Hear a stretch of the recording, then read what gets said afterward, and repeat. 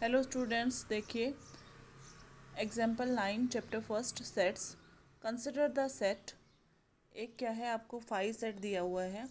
Second set में members हैं 1 और 3। बी सेट में मेंबर्स हैं 1 5 9। सी में मेंबर्स हैं 1 3 5 7 9।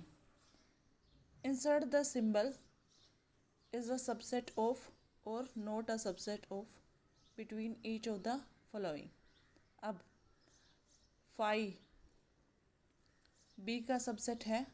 यस, 5 हर एक सेट में मेंबर होता है, ठीक है। तो 5 is a subset of B, ये सिंबल आएगा, ठीक है, क्योंकि 5 हर एक सेट का सबसेट होता ही है। अब ए में मेंबर हैं 1 3, बी में मेंबर हैं 1 5 9।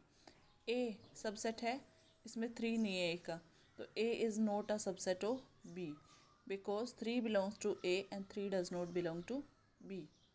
Next one is A and C. A और सी में देखिए, ए में है 1 3, सी में है 1 3 5 7 9।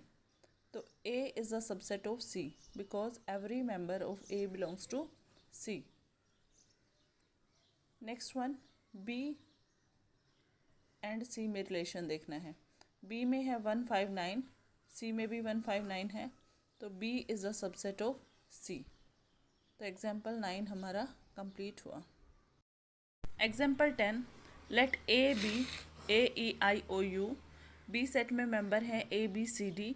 Is A subset of B. A B का सबसेट होगा नहीं, क्योंकि ए के सारे एलिमेंट बी में नहीं हैं।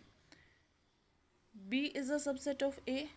नो, क्योंकि बी के भी सारे एलिमेंट ए में नहीं हैं। Example 11, let A B C be 3 sets. A belongs to B and B contained in C. Is it true that A contained in C if not given example? No.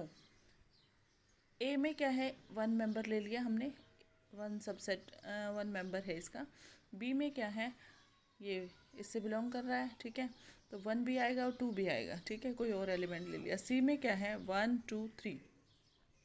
यहाँ पे क्या है, A B से belong कर रहा है as A is 1 element and B contain in C, क्योंकि B के सारे एलिमेंट कहाँ हैं, C में है।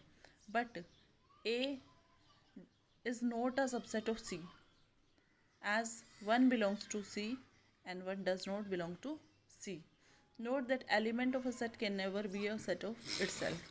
ठीक है, तो ये हमारा एग्जाम्पल 11 कंप्लीट हुआ।